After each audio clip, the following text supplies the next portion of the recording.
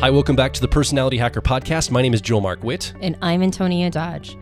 This week we want to talk about crafting a life plan. Yeah. Meaning, like, we talk a lot about personal development and acknowledging where you're at, different aspects of how you want to become a better version of yourself and grow. But there is also this concept of having a roadmap or a very specific style of getting what you want. And over the last 12 weeks, we've talked about things like mindset and emotional intelligence or emotional health. We've talked about health and fitness. We've talked about your relationship with money. And these are all aspects of how you're showing up to the world in ways that you might want to tweak your view on the world or your relationship with all these different components. But once you figure out what your starting point is, how do you figure out not only where you want to go, but how you're going to get there? And we feel that while that will, of course, be unique to you as an individual, you can use understanding of your personality type to, basically craft how you're going to go about that. And we talk a lot about decision-making processes or judging processes because that's where all of our should statements live. Like whatever is your decision-making or judging cognitive function for your Myers-Briggs type, that's going to inform the way you evaluate how you're going to go about things. And we think that there's also a way that your judging or decision-making process influences how you're going to chart your path, your entire life path. Yeah, up till now, your personality is a descriptor. It's descriptive. And when you're crafting your life path or where you're heading, your vision for your life, that's prescriptive. You're prescribing what you're going to do with that new knowledge. And each person's path is going to be unique to them. We've got 7 billion people on the planet, and we've got all these different personalities, all these different backgrounds, all these different cultures and experiences. And the way you want to craft your life is going to be unique to not only the way you're wired in your personality, but all that other stuff brought in too. And it's a unique fingerprint just for you. And so, like Antonia said, today we want to talk a little bit about how this will look for you and maybe, give you general concepts. We don't know you in the moment right now. You're not right here with us to do a coaching session where we could help you contextualize this. But we're going to give you some principles to think about, some ways to think about how you're going to craft your life plan moving forward. Right. Well, at least one very powerful tool. And as Joel just mentioned, we don't believe that your Myers-Briggs personality type is the sum total of who you are as a person. Like there are so many different, components that go into our identity and who we believe we are, things that are very unique and specific to us. But we also feel like some of these models and maps and tools that we talk about on the podcast can be really helpful guidelines or maybe even, basically calibration tools to determine that we're on the right path and to figure out, once we know where we want to ultimately be on our path, knowing things like your decision-making or judging process can be a very powerful instrument to determine whether or not you're going about it the right way. So we're going to break down at least our perspective of how we've used our judging process to determine exactly how we're going to go about getting what we want. Maybe not the thing specifically that we want. That's more a decision for another time. We've talked about purpose, finding your purpose, finding your passion, finding your mission. We've talked about that in previous podcasts, but this is more how exactly what instrument are you going to use to determine you're going about getting your purpose in the right way. Yeah, and this actually was brought out of a conversation you and I were having, Antonia. We're talking about creating a life plan. We've done some work recently about adding some elements to our starter kits around some of this content about helping people, once they understand their personality, to then take that information and craft a life plan. And we were talking about this offline, and you were talking a lot about, well, it's really important for me, you were saying this, for me to figure out the trajectory of how I'm moving forward. That was what you brought up as the thing you're focused on when you're designing what you want to do in life or how you want to move forward in life. Right. Do you want me to flay that out a little bit? Yeah. Okay, because it was in contrast with you listening to what I was talking about. You're like, yeah, that's totally not how I go about it. Yeah, not at all. So why don't you talk about yours? I can talk about my experience and how I do the same thing or something different but similar. Yeah, sounds good. So the decision-making process or judging process that I use, I'm an ENCP in the Myers-Briggs system, and the decision-making process that I use is technically called introverted thinking, and our nickname for it is accuracy. And I've realized that whenever I think about how I'm going to go for what I ultimately want, I liken it to going to the moon. All right, so as humans, somehow we were able to come up with the technology to get us to the moon, which is pretty ridiculous and amazing and fantastic. And the only way we could have done that is by having just crazy, insane advanced math. Just ridiculous. Like when I think about the math that went into getting us to the moon, I'm always... like it just really overwhelms me that we're able to have that capacity as human beings. Well, and back in the 1960s, before personal computers, I mean, these computers were the size of rooms. Yeah. It was amazing. How did that happen? I don't know. But what really strikes me is that it didn't just require ridiculous math. It required precision in the ridiculous math. Like the amount of precision that was required to get to the moon. Like, again, it just blows my mind. Every single degree was important. Every single degree of where we pointed the missile, right? Or where we pointed the space shuttle, rather. How we got all the way there. Every degree mattered. And so when I think about getting to what I want, I always think in terms of the precision degree of trajectory I'm going to need. I need to be really clear about what my outcome is, and I need to be really clear about how I'm going to get there, just exactly where I'm going to point the nose of whatever vehicle I'm taking to get to my end game. And so to me, precision is super important. And that makes sense because I'm using introverted thinking. Introverted thinking is very much about precision. In fact, one of the nicknames we considered was precision instead of accuracy. Yeah. And so for me, it's important to feel like that's what makes me feel like I'm in control. That's what makes me feel like I have enough clarity to be motivated into action. And when I was describing that to you, how important that clarity is for me, how important that precision of direction is to me, you were like, yeah, that's not how I work at all. Yeah. And I want to just, before I go into how I see it, you don't really have a lot of the steps after that. You just know that if I'm aimed, let's say your goal is the moon, your life path is the moon or whatever you want to go toward and whatever you're deciding, the mechanism for deciding that, all you focus on is the upfront stages, not all you, but most of what you focus on are the upfront stages of getting that trajectory just right. The angle directing toward the quote unquote moon that you're heading toward, the precision of that, the accuracy of that. And once it's set in movement, you'll figure out the steps later, but that first part is the most important. Yeah, I don't think it's unfair to say that I don't think about anything after that. I don't think about much after that. Yeah. And probably because I'm coupling introverted thinking with extroverted intuition, or what we call it, exploration. Like extroverted intuition wants the freedom to be able to improvise. So as long as I have clarity on the direction I want to go and on my outcome, then I'm totally fine improvising my way to get there. I just have to have total clarity on exactly where I want to go.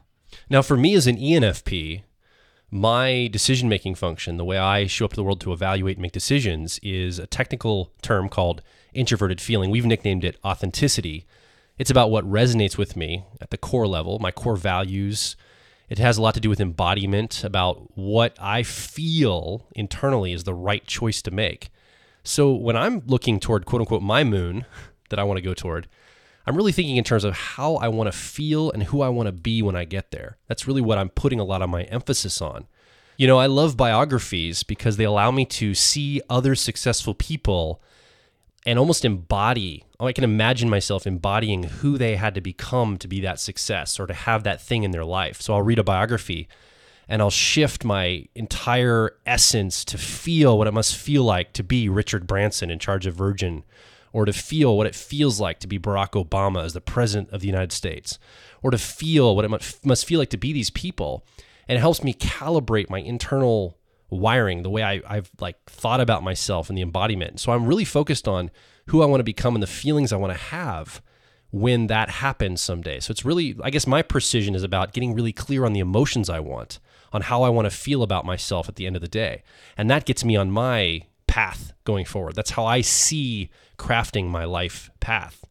And I think people who use those are two of the four judging processes of cognitive functions in the Myers-Briggs system. And the other two are extroverted thinking, or what we call effectiveness, and extroverted feeling, or what we call harmony. And I think the difference between how we go about things is because our processes are introverted, our decision-making processes, it's more of like a mind frame. It's more about like how we're feeling inside or what's making sense to us. It's got to be hitting us on a subjective level. But I think when a person who's using, say, extroverted thinking is determining their path and how they're going to get to their end game destination, it's going to have to be more metricized in the outside world. They're going to be more focused on creating the circumstances to get to that end game.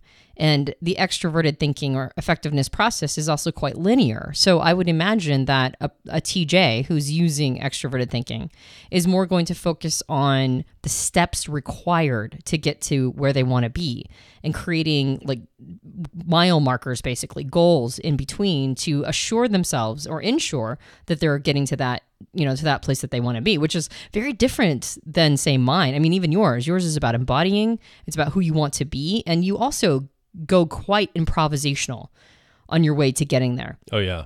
Yeah, the steps are not, in fact, well, you're going to think in a little bit more linear terms because you also have extroverted thinking as a part of your function stack, or what we call in the CAR model, the 10-year-old process.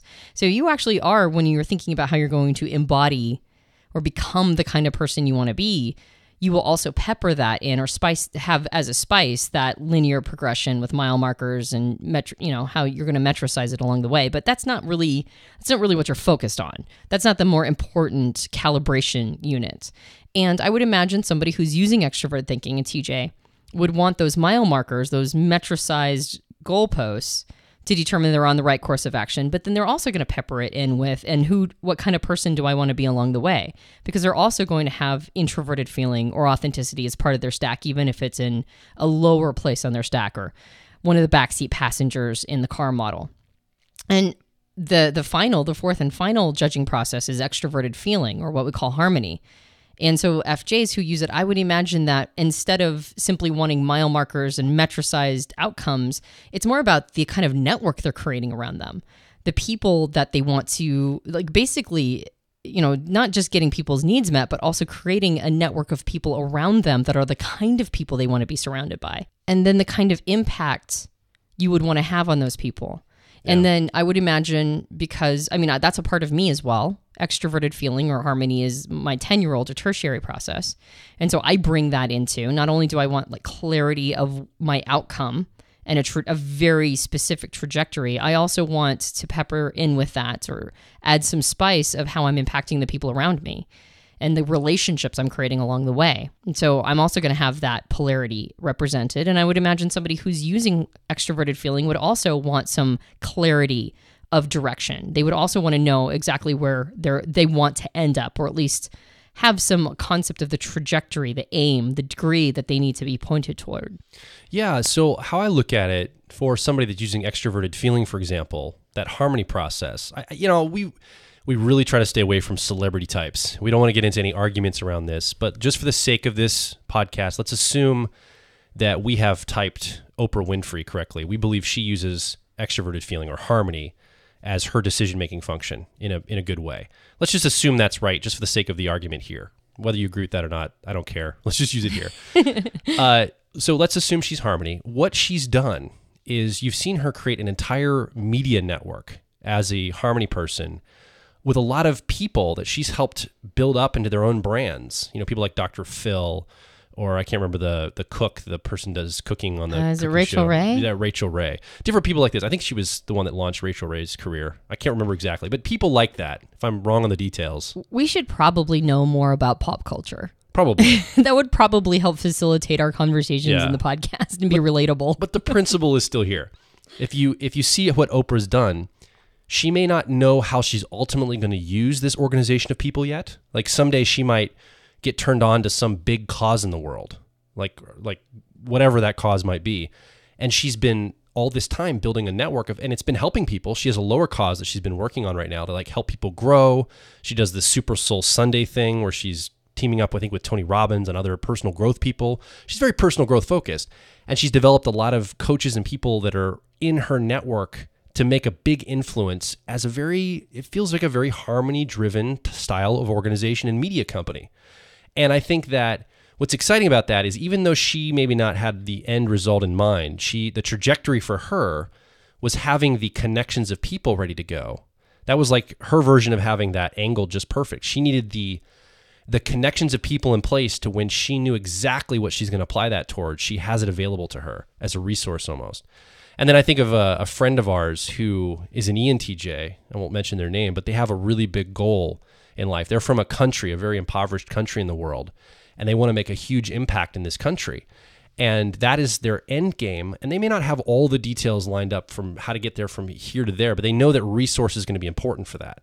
And so the effectiveness person that we know is using a lot of time right now to build tons and tons and tons of resource, and also making some business connections, but building up businesses and resource so that someday when they have the ability to turn all that resource into helping this impoverished country in the world, they're going to be able to tap into that. So I think the harmony and effectiveness, when you're looking at a life path, sometimes what you're doing is you're just amassing a ton of connections or a ton of resource in preparation for what you're going to do big in the world.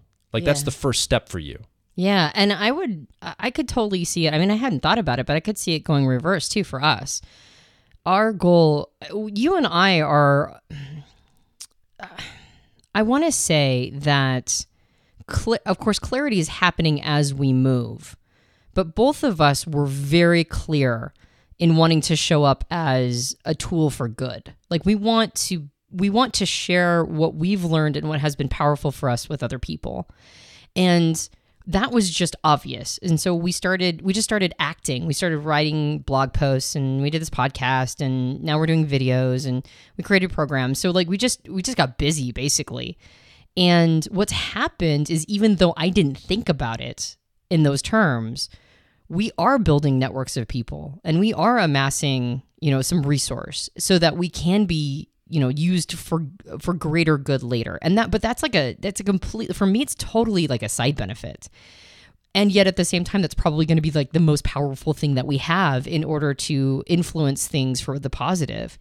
And so when you are really on your life path and you are really focused, I would use the word focused because I'm using introverted thinking, but whatever you want to say, whenever you're amassing an empire or building connections or determining what kind of person you want to be or just getting really clear on your outcome, regardless of whatever you're using, you're also gaining all of the other aspects of it.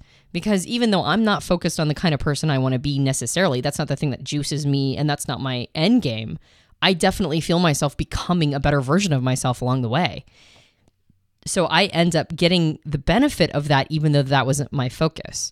And I end up getting the benefit of a network of people around me. And I end up getting the benefit of amassing more resource in order to facilitate, better outcomes. And I would imagine that no matter what your focus, like of the four things that you could be focused on, it kind of doesn't matter which one it is, as long as it's in alignment or it's the right one for your personality type, because that's going to be the thing that motivates you the most. That's going to be the most handy tool for you. It's going to facilitate the fastest, growth or leverage or whatever you want to say. So focus on the one that is natural to you, but all the other stuff comes with it, which is really convenient. Yeah, and you're going to see people tell you, okay, to figure out what you want to do in life, do these 10 steps. And that might be really applicable to certain personality types. And you're like, but I don't think in terms of steps. Like you, Antonia, you're like, I think in terms of angle and trajectory and precision and getting clear on where I want to be heading. And I might say, well, I don't like the steps come after I get really a good sense of who I want to become. As I get a better sense of that, then those steps emerge. But maybe if you're a TJ, those steps, that resonates with you right out of the gate. You're like, yes, that's right. To create those steps gets me to where I want to go. That's exactly what I need to do. And so I guess like the message here, and we can keep talking about this too, but the message, I think the core message is you're going to get a lot of personal growth people telling you, here's how you do this, or here's what you need to do. Go connect with these people or go build this thing or whatever. And that may not be working for you. Don't get discouraged. It just means that it's probably written for a specific type of person that you're not resonating with, and you need to find your own path. And part of the life path suggestions we have of building the life you want, the vision for your life, is to figure out what is that unique vision for you. And that's we talk about that all the time here at Personality Hacker. Not all personal growth is created equal. Not all lives are going to be going about things the same way. We're not all wired the same. And why do we still, at the time of this recording, in our modern developed Western world, we still think a one size fits all for people. It's insane to me. And I'm excited because I see the people we work with, Antonia, when we coach them, or they come in and get a starter kit and then start developing their life around who they are as a person. I get excited to see how people are taking this information and contextualizing it to their unique experience, their unique environment. We've got people from overseas, all over the world, that are applying this in their current culture, their current climate, their current personality, and they're seeing results from this. It gets me so juiced up to see that happening. I think people in general are starting to feel that way. I see actually right now things more and more moving towards an individualization model. Like things are becoming more and more tailored for people in general, and like all sorts of things, even technologies I would not have imagined being tailored to individuals, I think are getting more and more tailored. But I want to go back to what you mentioned before, which is that personal development advice is not, I mean, it tends to be one size fits all because the person who is delivering the information has figured out something that worked for them. And then, of course, their advice is going to be focus on the thing that I focused on because that's what got me results. Absolutely. And I don't think their information is necessarily wrong because, again, if you are on a growth path and you're getting, if you are starting to build success and getting, the things that you want out of life, you are also going to be organically creating the other three components. Like as an introverted thinking person, I'm also going to be gaining introverted feeling, extroverted thinking, and extroverted feeling benefits because I'm on mission, right? And those things will just emerge as I continue going on mission. It's not so much that the person is recommending the wrong thing. That is also something that will come along with it and is something that is important. Like take, for example, focus on your network. If you just focus on building your network, there's somebody who recently, I heard you quote them and they said that everything rises and falls on your database. Yeah, I think it was Jeff Pulver, who I met in Washington, D.C. a couple years ago, the founder of Vonage, told me that. Yeah, and that makes sense for certain personality types. I don't think, that's just something I'm never going to focus on. Like, I can't get myself to care that much about that. And if I was focus on that, and that was the thing I was using as my leverage point, eventually it would become so uninteresting to me that I wouldn't gain any success just because I was pursuing something that was not interesting to me. But as I focus on my trajectory and my specificity and clarity and precision around where I want to go, I also happen to be gaining a network of people. So it organically surfaces.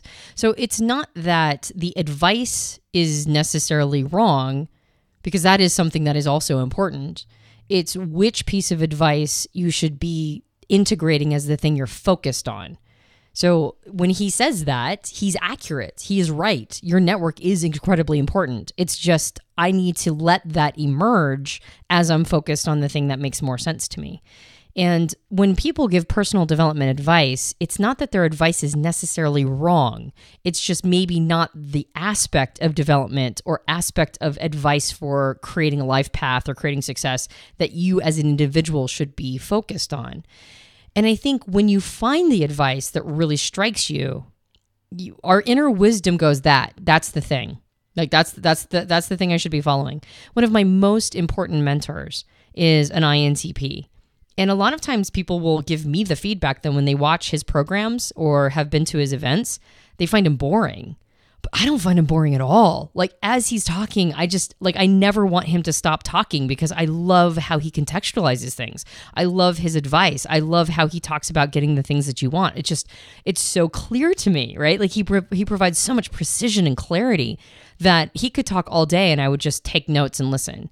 And other people are like, yeah, it's kind of hard to sit through all his stuff. And I'm like, oh, that's crazy. But it's because my inner wisdom resonates so much with what he's saying. And I'm like, that's the dude, that's the guy, that's the person I want as a mentor. And I've noticed that when people find the mentor, even if they, that's not a personal relationship mentor, we've talked about asynchronous coaches and asynchronous mentors. But when people find the voice that really resonates with them, like follow that voice. Like that's probably a person who is, singing that Pied Piper song that is right for you. And then all the other things that people talk about as being super important, they will follow as you gain in success. So let's circle back now to what we first started talking about, the life path or creating a vision for your life. And we talked about how each personality will approach this process differently. They're using different judging or decision-making function. And often that will inform how we go about deciding what we're going to be doing in life, like how we're going to go forward in the vision for our life or the life path. And some types, again, are going to have different ways of going about this. Some are going to be much more focused on the tangible how-tos. Others are going to be more focused on the embodiment or what they want to become. And it'd be really important for you to know for your type what that looks like for you. And I think the other key is finding resources and mentors, and that's what we just talked about, that will help you think about things in terms that make sense to you. Like your mentor who's an INTP really helps you think about things in a very accuracy or introverted thinking way, which resonates to the core of you. Now, he resonates with me as well. I've gotten a lot of training from him, and I've really embodied what he said, but there are other mentors of mine, people I don't even know, like Richard Branson, for example, who I believe is very similar to my personality type. I believe he uses the same judging function. I read his book, Losing My Virginity. Oh man, this is probably a decade or more ago. And I would say that's one of the biggest influencer books of my life. It didn't give me any how-tos. It didn't say do step 1 through 5. It didn't even have like all this advice, but I read his story about how he started in his business, how he moved forward in learning and growing and changing. And I said, oh, I love how that feels. I put myself in that place, and I perspectived into, or I embodied what that must feel like to be Richard Branson and how he goes about his decisions. And that got me excited. And I took action based on that book. Like why I'm where I am today is based on me reading about somebody I didn't even know and embodying that force that he brought to the world. And I think that's really key for my personality, to find that resource specifically that helped me in that. Yeah, one thing that's emerged for me too in this conversation is remembering that it's not just the judging process, it's actually the polarity of the judging process. So, we talked about 4 different judging processes or 4 different styles of decision making, and they're all going to be the evaluative criteria we use to create should statements in the world. Like all my should statements are going to go back to introverted thinking, because that's fundamentally the evaluative criteria I'm using to make decisions. If it doesn't make sense to me, I'm just not, it's not going to be motivating. So I think knowing your decision making or judging process is incredibly important for both the motivation to do something and as a tool for making it happen. It plays both parts. But the polarity is also really important. And my polarity is introverted thinking and extroverted feeling. Those are polarities of each other in what's called your cognitive function stack. So I can't discount the element of also wanting to build relationships and wanting a good reputation and the network that I create and the connections I make and the impact I'm having on other people. That's also going to be a part of what makes sense to me when I'm using introverted thinking. I think the same thing for you using introverted feeling. You're going to have some of that extroverted thinking polarity opposite come up for you as well, because once you determine the kind of person you want to be, then you create a plan based on that linear progression. And I think the reverse is also true. If you're using extroverted thinking, I mentioned this before, there's going to be a piece of that introverted feeling coming up for you. And if you're using extroverted feelings, there's going to be a part of that introverted thinking coming up for you. So once you if you know what your Myers-Briggs personality type is, and you know what your cognitive function stack, or what we call the people in your car, like in your car model, once you figure that out, remember that it's actually the polarity, that tension between the two things, that's going to be the most powerful component. And we recommend you focus on the thing that's the strength for you, but don't discount the power of the opposite side of the polarity that's maybe whispering in your ear, or just, like something that's a big piece of it for you. And the combination of the two provides a fire in your belly for going down the path that you want in order to gain success, or to get to the next level of your development, or whatever it is that you're actually ultimately reaching out for. If you're a new listener, one of the things that will help you visualize this, if you go over to personalityhacker.com, type in the search bar car model, and look at the car model, you'll kind of see how we've laid these, you will see how we've laid out these cognitive functions.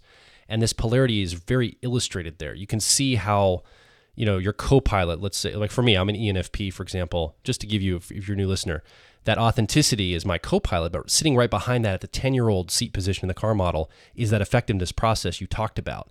And they are tied together in some ways. They affect each other. They're part of my decision-making process. And, A lot of what we talk about is how to grow yourself using the different cognitive functions in your car. But that will give you a great model to see this in if you're a brand new listener and you're like, what are they talking about? These cognitive functions, what is this they're referencing? Yeah, just look up car model or cognitive functions in the search engine. So I think, again, we started out by talking about life paths, and this is not a conversation around knowing what your purpose is. Once you know what your purpose is, what keeps you on track. And this is probably also coming up for us in this style because we just did a program on motivation. So we were really in this conversation around motivation. But your decision-making processes, your judging processes are going to be the thing that both lights a fire inside of you and then also keeps you honest. They're going to be the primary tools you use. And when you're looking for advice or mentorship around how to get what you want out of life, use language around whatever your judging processes are, and that polarity is, as sort of a dog whistle. Use it as the subtle language that is really going to impact you as an individual. And that's not to say that you can't get good advice from people of different types. You absolutely can. Some of my most favorite mentors are people of different types. But there is going to be something that strikes you on an individual level that really feels right, that feels good, that really makes sense, or really helps give you good advice for setting up circumstances in the outside world. And that's really what you should be focused on as you're trying to create that life path. So I guess the life path, we didn't really define it that clearly in the beginning. The life path is how you're going to go about getting what you want. And then the things that you end up doing in the meantime, the resources you gather, the person you become, the network you create, and the trajectory you're moving on, that's all going to unfold as you are on that life path. And sometimes you don't know until you start. Clarity for me is one of those things I get as I'm in motion. So it's not necessarily that you have to plan everything at the beginning. You don't have to go, okay, this is what I want to be, or this is the amount of money I want to make, or this is the fame I want to gain, or this is the kind, the personal development level, the transcendent level I want to attain. And this is the perfect picture of it. And now I know. And we're not indicating that that all that happens before you get into motion. Oftentimes that happens after you get into motion. But once you're in motion and you figure out what it is that you want, and for me, it's gaining greater and greater clarity, and for you, it's going to be something slightly different, then use your natural tools, use your natural skills and talents that come with your cognitive functions, and particularly the decision-making process. Use that as the fire in your belly, your motivation, and then as the primary tool for getting what you want. Yeah, we want to hear from you. Questions, comments, feedback about this idea. As you are discovering maybe your life's purpose, maybe right now you're not even worried about your purpose in life. You're just going after a passion of yours, something you really want to become, something that juices you up. Maybe you always had a dream of doing something. And you're starting this process. You're starting to think about how you're going to get to that thing. Or maybe you are on life purpose. Maybe you realize that you want to make a big impact in this big way over here and make this huge thing happen in your life, or become this big force for good. And you're losing some of your steam. Yeah, you're losing some of your steam, and you need some clarity of okay, how do I go about this? Well, one of the things might be you're going about it in a way that's not natural to you and how you're wired. So whether it's something small, a passion, or something huge like a purpose, I think the message here again is that it's going to be unique to you. Use your natural wiring to decide how you're going to do that, how you're going to move toward the thing you've determined. And I think that will be a wealth of gold for you in moving forward. So give us feedback over at personalityhacker.com. You can leave a comment or ask a question directly below this show in the comment section. You can also join our community of like minds, people just like you, who are invested in their own personal growth and helping support each other over at facebook.com/personalityhacker, or you can join our Twitter discussions over at twitter.com/personalityhack, HACK. If you like our podcast, you can subscribe to us on iTunes and various Android platforms. And if you're feeling particularly giving, if you leave us a rating and review on iTunes, that would help us out quite a bit. Yeah, my name is Joel Markowitz. And I'm Antonia Dodge. Can't wait to talk with you on the next Personality Hacker podcast.